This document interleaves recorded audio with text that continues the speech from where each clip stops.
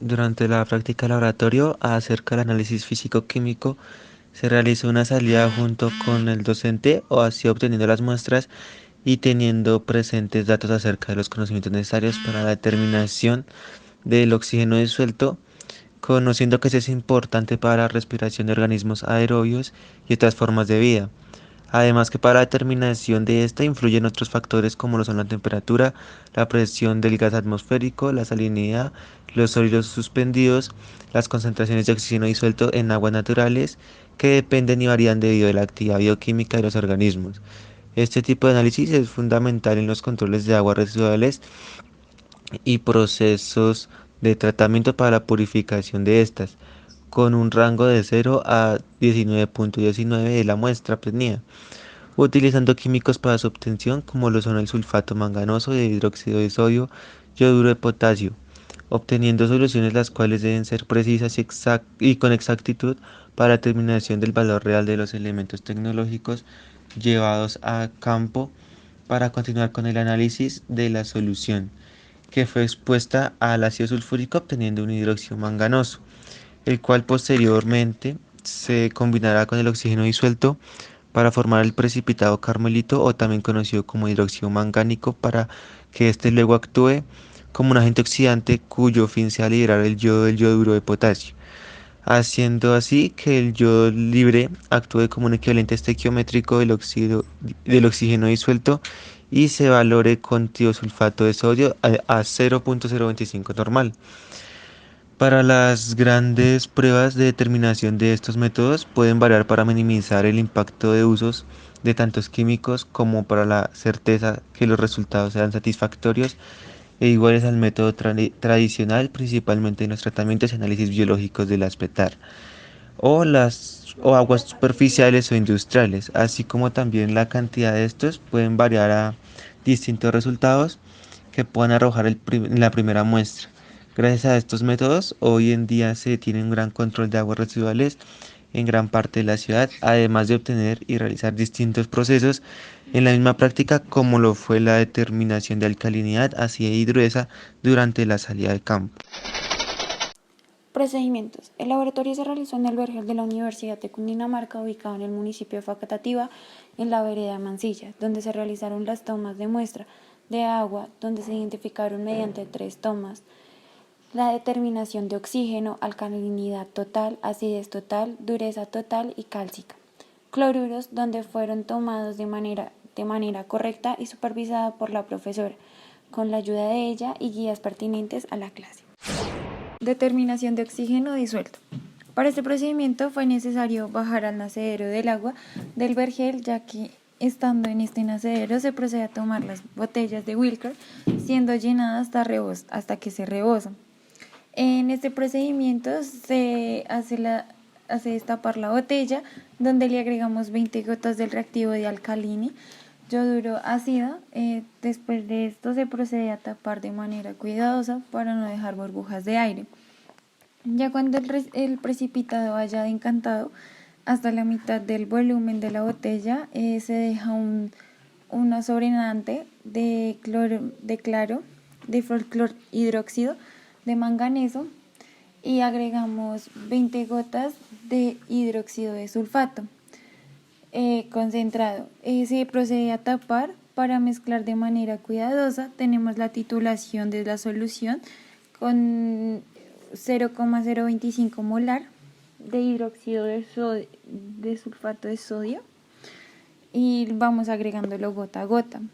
De esta manera lo vamos agitando en el Elmeyer hasta obtener un amarillo pajizo y procedemos a agregar de 3 a 5 gotas de solución de almidón, donde este se llega a cambiar de color azul.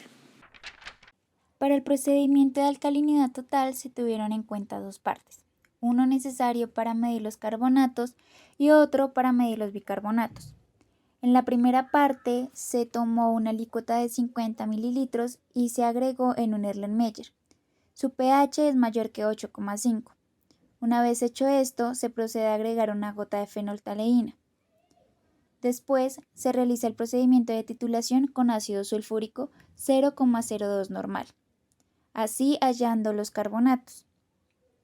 Para la segunda parte, que es la medición de los bicarbonatos, se agregó 3 gotas de metil naranja. Se titula con ácido sulfúrico 0,02 normal. Su pH es igual a 4,5. Las sustancias alcalinas equilibran el pH en el agua al neutralizar los ácidos. Ella expresa cuánto ácido puede absorber una solución sin cambiar su pH. En la acidez total, procedemos a tomar una de las muestras que se obtuvieron en la cuenca del vergel. Este procedimiento pasamos a hacer la acidez que tiene el agua dependiendo de su pH. Al paso a utilizamos la acidez carbonaceada de CO2. Se tomaron 50 mililitros de la licueta envasados en el Erlenmeyer. Le agregamos 3 gotas de fenolftaleína incoloro y pasamos a titular con hidróxido de sodio a 0,02 normal, tomando un color rosado transparente esta muestra. Ya tornada esta muestra de color rosa, ya podemos llegar a sospechar que la muestra de agua no tiene CO2 en esta cuenca. Para determinar la dureza total se lleva a cabo el método con indicador NET, teniendo una serie de pasos para la obtención de esta. Primero, se tomó 50 mililitros de la muestra de agua cruda en un Erlenmeyer. Después se le agregó 1 mililitro de la solución buffer pH 10 y a esta se le añadió 50 miligramos del indicador NET. Por último, se tituló con EDTA 0,01 molar, agitándose cuidadosamente hasta que su color cambie. Este tenía que virar de vino tinto a color azul, y así determinando la concentración del compuesto minerales que hay en la muestra de agua tomada. El ion cloruro es uno de los iones inorgánicos que se encuentran en mayor cantidad en aguas naturales, residuales y también residuales tratadas. En este procedimiento se utilizó el método de Mohr, teniendo en cuenta unos diversos pasos. El primero fue medir un pH de una solución problema. Ese pH debe estar entre 6 y 8. Si no es así, se debe ajustar con carbonato de sodio. Después se debe transferir a un Erlenmeyer 50 mililitros de la muestra de agua medida en una probeta. Se le debe añadir 2 gotas del indicador, que es una disolución de cromato de potasio al 5%. Después se debe valorar con nitrato de plata 0,01 normal hasta observar que este vire de color amarillo claro a rojo ladrillo y que ese color permanezca. De esta forma podemos determinar los cloruros que se encuentran en el agua. A continuación, daré apertura a la explicación de los cálculos. Empezaremos con oxígeno disuelto, que nos ayuda a determinar la cantidad de oxígeno disuelto en el agua. Para este caso, nosotros tenemos como agente titulante el tiosulfato de sodio. Tomamos el procedimiento que hay en el protocolo de la IDEAM y de acuerdo a la práctica que hicimos en campo, nos da que usamos un volumen de 56 gotas. En el protocolo nos dan un factor de conversión de 1 mililitro, son 20 gotas. Con este factor de conversión tenemos que el volumen de tiosulfato de sodio que se empleó fue 2.8 por 10 a la menos 3 litros. Nos da normalidad del tiosulfato de sodio de 0,025 y un volumen de la muestra de 0.1 litros. Así aplicamos la fórmula y nos da como oxígeno disuelto teórico 5.6 miligramos sobre litro. Nosotros lo hallamos también con el oxímetro, con el equipo, y nos dio 5.18. Entonces la lectura es muy cercana, dándonos una fiabilidad de lo teórico y lo experimental. Para la alcalinidad, debemos tener en cuenta que es la capacidad para neutralizar pues, un ácido. Como agente titulante tenemos el ácido sulfúrico, del cual usamos 4 gotas, que son 2 por 10 a la menos 4 litros. Tenemos una normalidad del ácido sulfúrico de 0.02 con un volumen de muestra de 0.05 litros, que aplicando la fórmula nos da una alcalinidad de 4 miligramos sobre litro. Para la acidez carbonácea, el agente titulante que tenemos es el hidróxido de sodio. Podemos ver que usamos 7 gotas para un total de 3.5 por 10 a la menos 4 litros con una normalidad de 0.02 y el volumen de la muestra es de 0.05 litros. Aplicando la fórmula nos da una acidez de 6.2. La acidez pues es el exceso de CO2 disuelto, que es una de las principales causas pues para la acidez de aguas naturales. Además es bueno tener en cuenta que la lluvia ácida aumenta la acidez de estas aguas naturales. Para la dureza total tenemos como titulante EDTA, usamos 7 gotas que da 3.5 por 10 a la menos 4 litros con una molaridad de 0.01 y el volumen de la muestra es de 0.05 litros, dándonos así un total de 7 miligramos sobre litros de acidez. Para la dureza total, bueno, para la dureza total y cálcica tenemos en cuenta lo que son la concentración de cationes metálicos no alcalinos. Para la dureza total tenemos